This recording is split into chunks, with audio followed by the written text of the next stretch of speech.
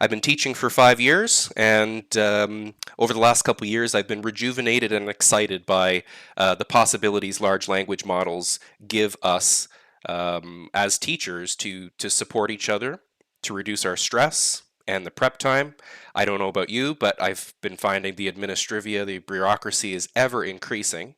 And I would also like to give a shout out to my very good colleague, Jacqueline Canas, who is an arts and culture teacher at the OCDSB, who helped me design most of the graphics and visuals for this presentation. I have been doing a lot of self teaching, and I wanted to share with you what I've learned over the last couple years about how to reduce your time. In my experience, and I'm more than happy to take questions at the end, in my experience, your prep time is really divided into three areas. We have lesson planning, project planning, and then we also have um, the feedback and reporting, which is a significant amount of time for us at the end of the year. So for lesson planning, that would take me about 30 minutes per lesson. For project planning, it would take me about 12 hours to put together a good beefy project with lots of steps, multiple weeks of work, and making sure it's project based, holistic education, and with lots of resources, multi modes of submission, etc. To prepare all those documents, about 12 hours. For feedback and reporting, I'm not sure about what your report card cycle is like, but before I would use a large language models to help me, my report cards would take about 16 hours. With large language models, I do see an opportunity for teachers to buy back their time, to use prep time for what it was meant to do, differentiating instructions, connecting with students, etc. So let's cut down this time, and let me show you a picture of what large language models can do for you. About 65% of your time can be saved in lesson planning. About 90% of your time project planning can be saved. And for feedback and recording, I can finish my report cards, not including marking, but just the report card step, about 30 minutes, which is about a 95% savings in time. What does this mean for you, the teacher, though? It means that allocating teacher resources, about 2 of your 6 prep hours a week, back to higher priorities, which is differentiating instruction, individual feedback, improving material, networking with stakeholders like parents and otherwise, and maybe getting the kids outside a little bit more, which is something we're always trying to strive for. I'm sure in your other sessions over the last day, you've realized there is a lot to absorb. And I'm here to help you. My purpose here is to reveal to you that there's about 14,000 different education specific AIs competing for market space. All of them do similar or different things, and it really is up to you to pick and choose the tools, kind of like a toolbox that you wish to use. An art teacher might have a different toolbox than an English teacher or a history teacher. All of the tools you currently see on the screen are tools that I have explored and experimented with. Some are good, some are bad. We're going to go through some pros and cons, and that's the point of today's session, is giving you options, telling you specifically how you can apply these different tools. I find it very easy to come to these conferences and you walk away with a huge list of links and resources that you could eventually learn in your own time. My purpose here today is to show you specifically how individual large language models can be put to use right away tomorrow in your classroom. So I'm going to talk about 3 different things: differentiation of instruction, assessment and evaluation, and feedback. And there is a part 2 that I'm really hoping to get to, which is teaching you kind of an interactive activity how to do prompt engineering and profile engineering, which are 2 technical skills specific to the AI sphere. And then, of course, that is also less advanced than the tertiary subject of what is machine learning. So that's what we're going to talk about today. I want to talk about the first and most exciting AI that I use pretty much every day for evaluation and feedback, and this is Brisk for Teachers. Brisk for Teachers is a Chrome extension. It's cross-functional with all of Google's tools. It is approved for internal use by many different boards, including the OCSB and the TDSB. It is pre-trained for teacher processes, meaning if you wish to, as you see in the photo, give feedback or create something, If you click on those buttons, it will have a master list of prompts available to help you produce things that teachers know and recognize. For example, a lesson plan. It is automatic at creating quizzes or Google Docs using Google Forms and Google Docs. The cons of Brisk is that the paid feature allows for Canadian curriculum content. Most of its basic training is on USA teaching. It is curriculum focused, so you can give feedback based on a rubric that you upload or design yourself in the program. The results of those feedback you can even edit inside of this text box that you see here, and you can copy and paste that into Google Classroom or into whatever feedback learning management system you use. It is becoming more popular, and as we see with these programs, popularity means a paywall will start to exist. A paywall does exist on Brisk, and it's getting less and less tools are being available in the free side of things. So I'm just giving people a fair warning that eventually we may have to pay for some of these fancier tools. Just to give you a quick tutorial on Brisk, it does recognize document type. So you see in the top left corner, it will recognize when you're actually inside of a Google Doc or a YouTube video or a PDF. You can change categories, prompt categories, for example, if you wish it to make multiple choice or short answer questions. You can also tell it to create a form or a Google Doc, depending on your source material. And when it comes to feedback, you can choose the type of feedback you want to give. So if you want entirely positive and constructive, you select glow and grow. If you only want next steps for success, you click next steps. And if you want a full rubric feedback based on your specific rubric, you can click on rubric. So let's talk about differentiation of instruction, which of course is a big push from the province, and it's on top of mind for most English teachers or teachers in general. DFIT is the recommendation. Pros is that it generates a variety of resources, worksheets, vocabulary pages, exit cards, bubble maps, class discussion activities. Resources are student-friendly and easy to understand. It's a very user-friendly interface. It's one of the simplest AIs to use. It can export in multiple forms to Google Classroom, to Google Docs, Forms, PDFs, Word, etc. It is not a free app, though. It recently went to the side of the paywall, and licenses must be bought by the institution. So talk to your principal or to your school board. There is not a curriculum category to choose grade level. However, you can choose grade level. Some prompt engineering is required for DFIT, so I hope you'll stick around for part 2. And the program at times can create resources that don't relate to the prompt, so you do have to check that when it is leveling the reading, that the reading is still on topic. There is a Loom link that I shared in the shared document where you can watch a 4-minute tutorial by a colleague of mine using DFIT to differentiate instruction for SST students. Magic School is a great tool for differentiation. It is kind of better for elementary level. It's just a little bit more familial or friendly to use on the teacher side of things. It has the largest variety of tools to support students and teachers. It's easy to use. It has planning, assessment, and differentiation all included into it. It even does parent communication for you, so it can link into your classroom if you wish.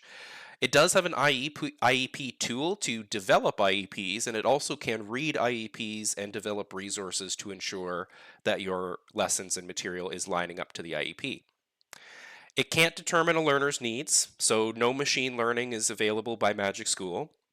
It must use prompt engineering and teacher input in order to create appropriate resources.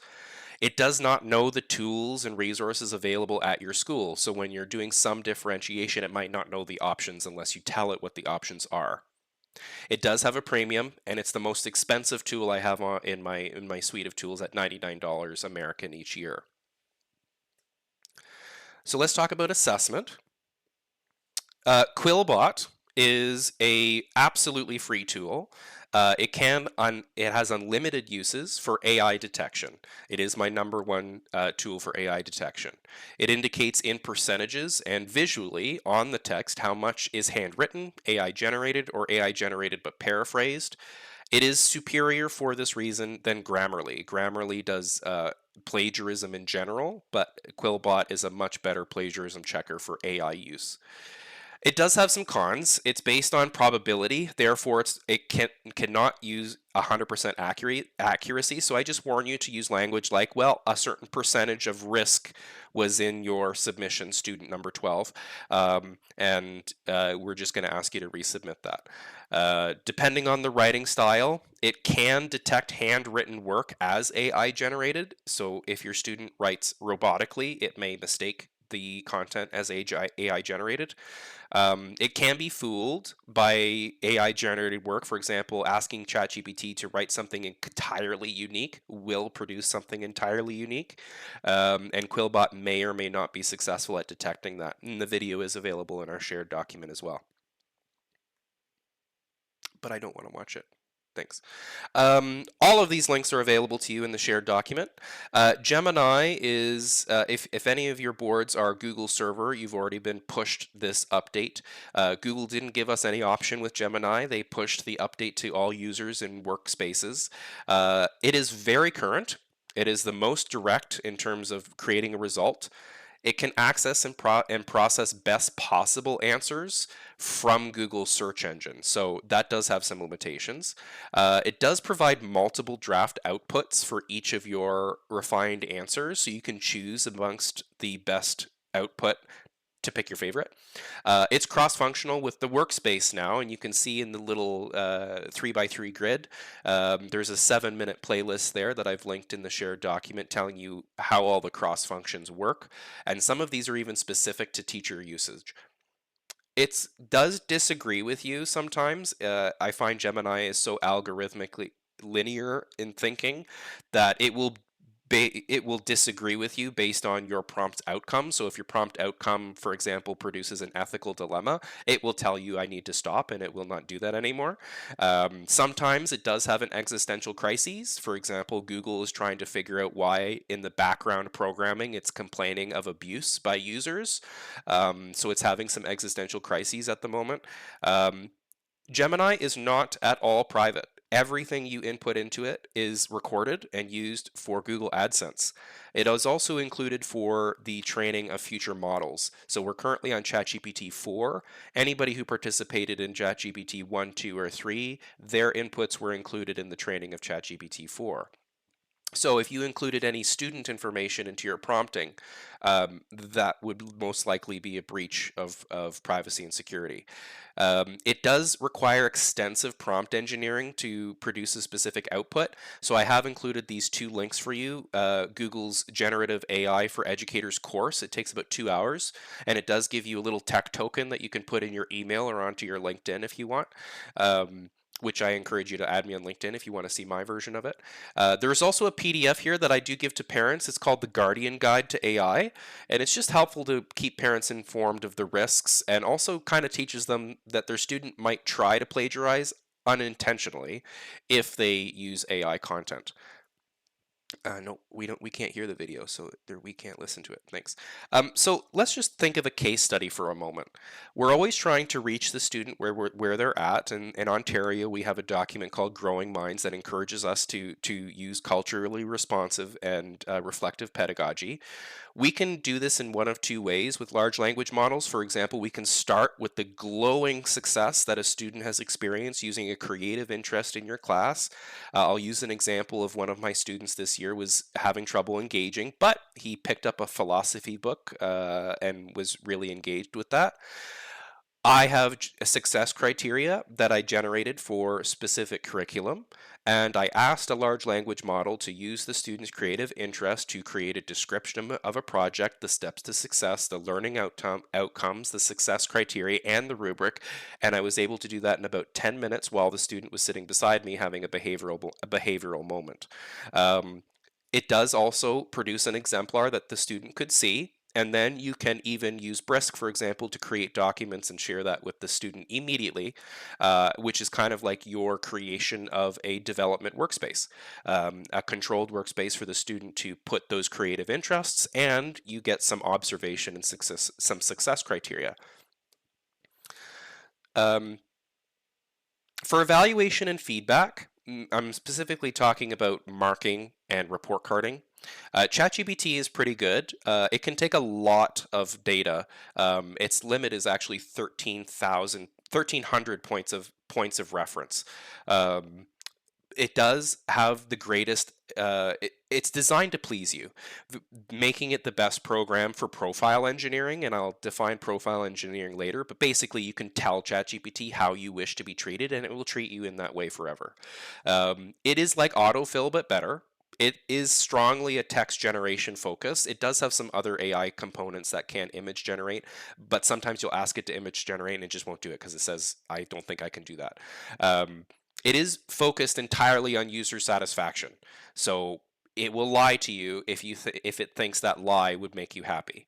It does prevent moral and ethical guidance, but if you pester it, it can, for example, do some nefarious things.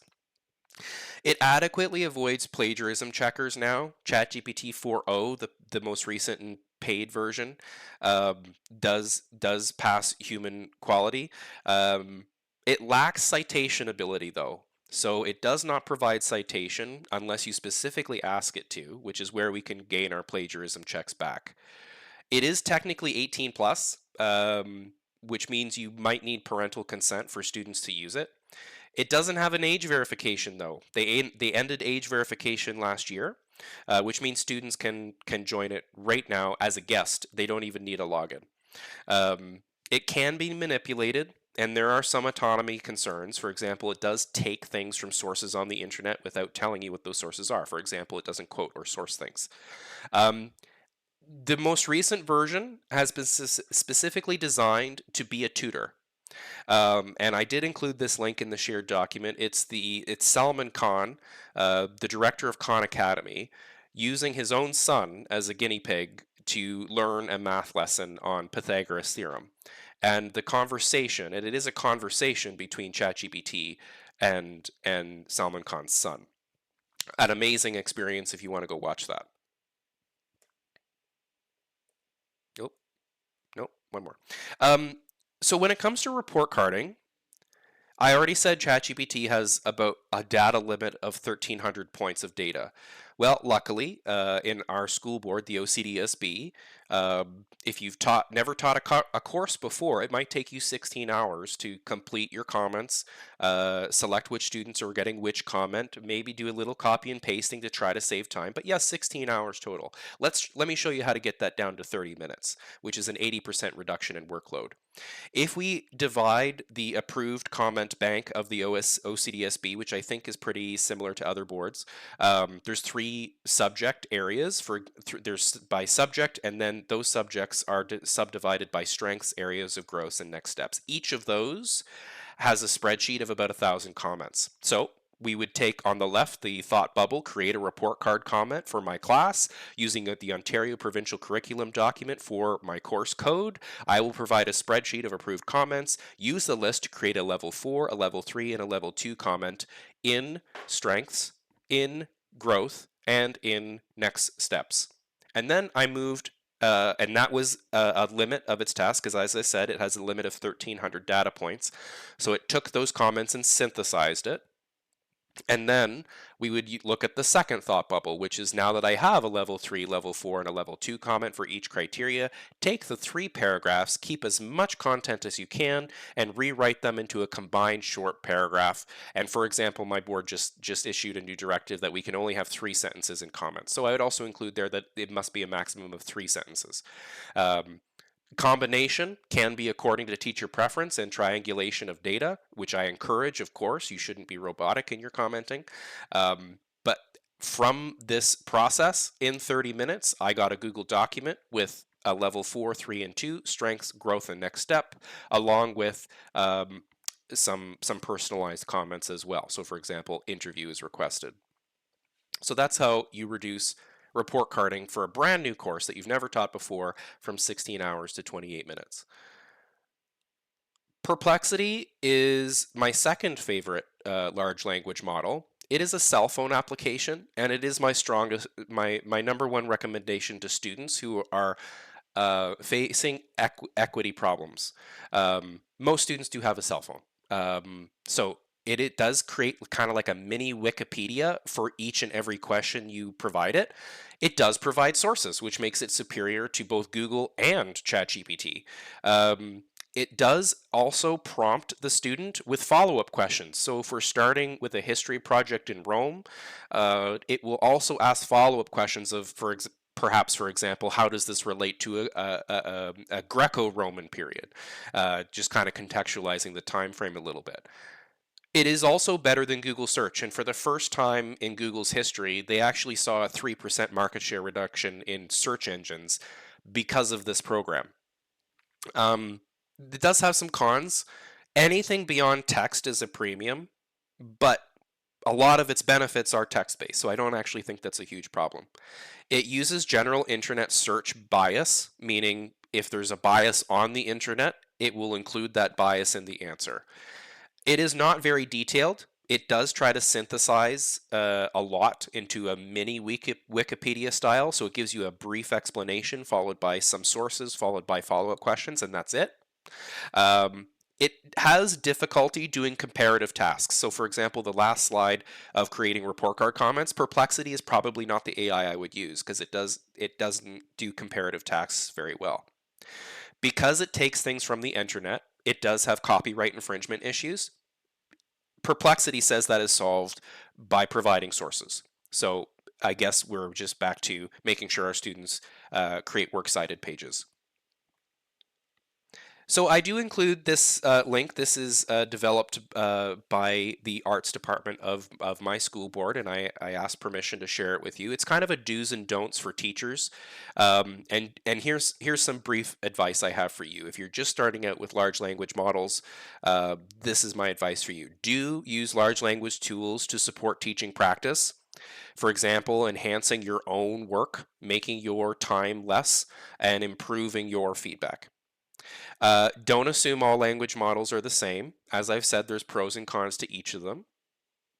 You must fact check and critically evaluate information. And I have been watching the OCT very closely. They have not yet started disciplining teachers for not fact checking the material. However, if you produce something that you have not read thoroughly and vetted, you are the responsible party for publishing that. Please do not forget to proofread all generated information for this reason. And if your board has an approved list of tools, it is my strong recommendation that you don't get in trouble and you use those vetted tools only. Do not use any sensitive information at any time with any large language model. Almost all of them keep the records of that data to train future models. And as we know, data breaches are very common. Although most of the programs I've recommended are the biggest companies and the most secure. So for that reason, they should be safe. Just please don't put names or emails or addresses into the search. I am almost ready for part 2. And this is something I've designed. It's called the AI prompting puzzle. And in my best experience and my knowledge of machine learning, how do large language models work? In order for it to produce an output, I'm going to teach you this model.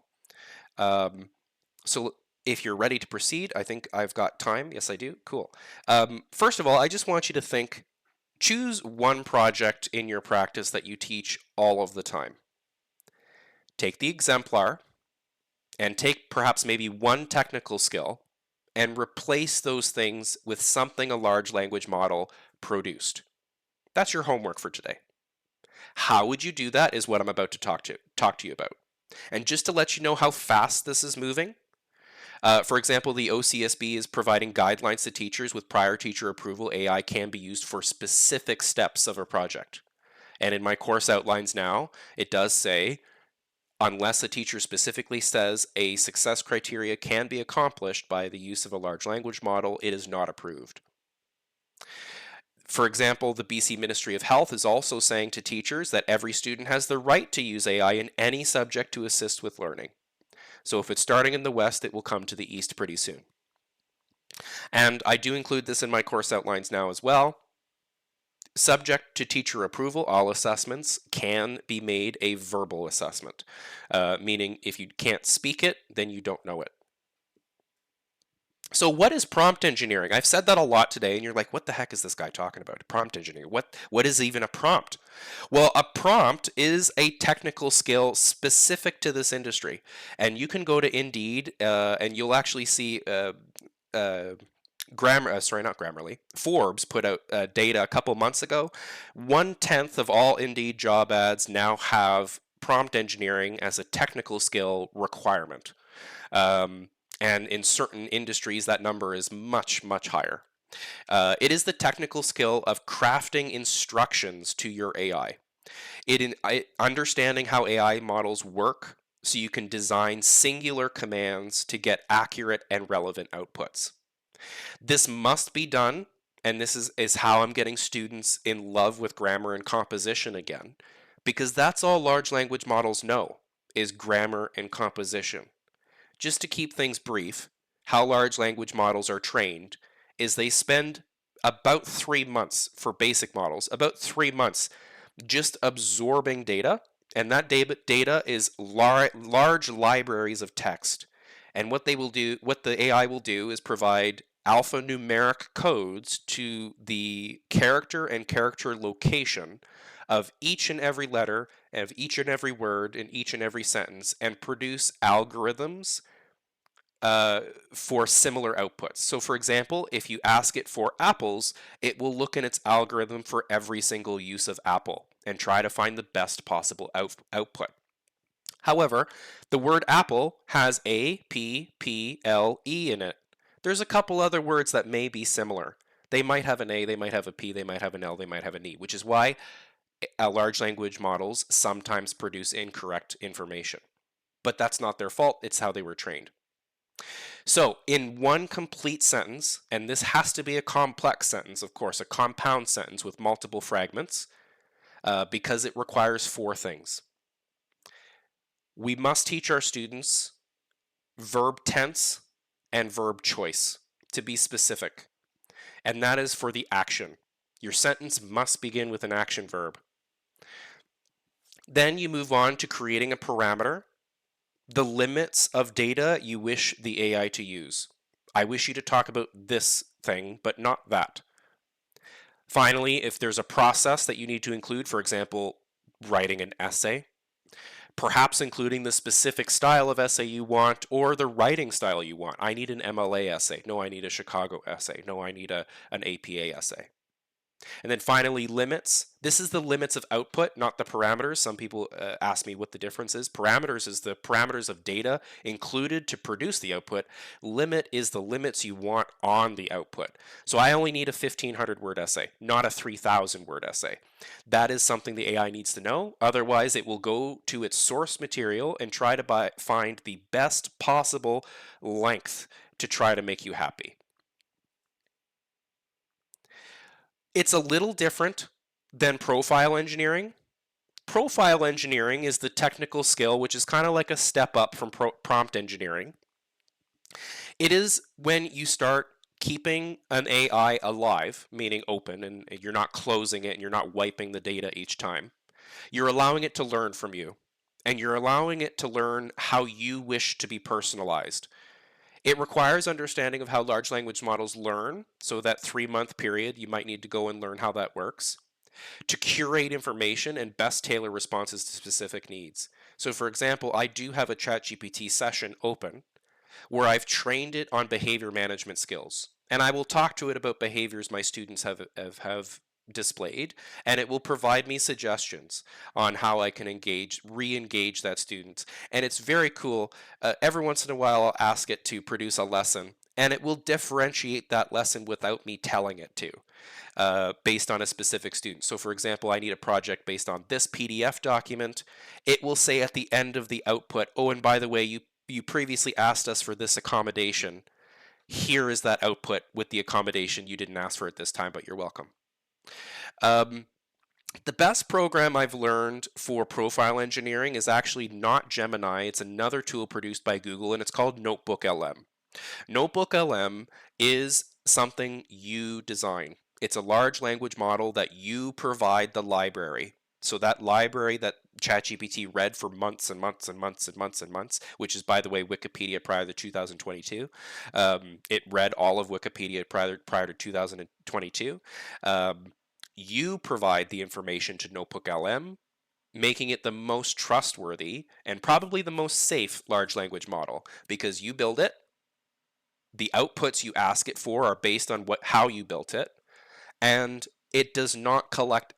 Google has produced this program not to collect any information because it's not really a model. It doesn't need to learn from itself. It learns from you. So it's a very transformative tool, and it's widely being accepted by boards because it's not as invasive as Gemini. So let's think about some different things. On the left, I do have a link. I have yet to put it in our shared document, but I will. This is a prompt library. It's called AI for Educators.io. So that's a web page called AI for Educators.io, and the link is there. I'll put it in our shared document. It's a library of prompts that you can go through and just click on it, copy and paste into your preferred large language model, and it will produce a specific output for something a teacher needs. And they're all specific to teachers. Waterloo University is also probably the next best tool for going and finding some prompts if you're having trouble making them on your own. And this link I will share in the shared documents, Waterloo University's AI writing processes webpage, and it has a whole bunch of tools, and it also has a prompt library as well, specific to English language studies. So there's 3 different areas that you can really narrow down your prompts. We can talk about curriculum, we can talk about content, or we can talk about instruction. I'll let you just peruse this document for a second, but I think you'll notice that all of these comments that you see here, these possible prompts, are related to the 3 areas of work that we're being asked as teachers to spend the majority of our time. Differentiating instructions, lesson and project planning, feedback and evaluation. So this is the AI prompting puzzle. Step 1. Let's be specific and measurable with the task you are requesting. We must use a verb. If you can, use numbers, or for us teachers, this is where EduSpeak becomes really important because we can ask it for a safety plan, for example, and it will know what a safety plan is because teachers around the globe have been uploading that stuff to the internet, and it knows based on its learning what EduSpeak is. So this is where industry-specific vocabulary is encouraged. Step 2, we should just describe the desired output format. We should be using technical skills, available job-specific standards, and for us teachers, this would be success criteria based on the curriculum. Step 3, we need to give it a process to follow. For example, what background information it needs to use, baseline fundamentals. For example, this is for a grade 10 class. Use subject title, sources you wish it to use. So this is ENG2D. It knows what that code means because the curriculum document is posted to the internet by the province. So if you say ENG2D, it knows what that means. Step 4, we must provide AI some limits. Otherwise, it will produce until you're satisfied. And sometimes if you prompt it with an idea that is too large, it actually breaks the program. So for example, ChatGPT, I've already mentioned, has a data limit of about 1,300 data points.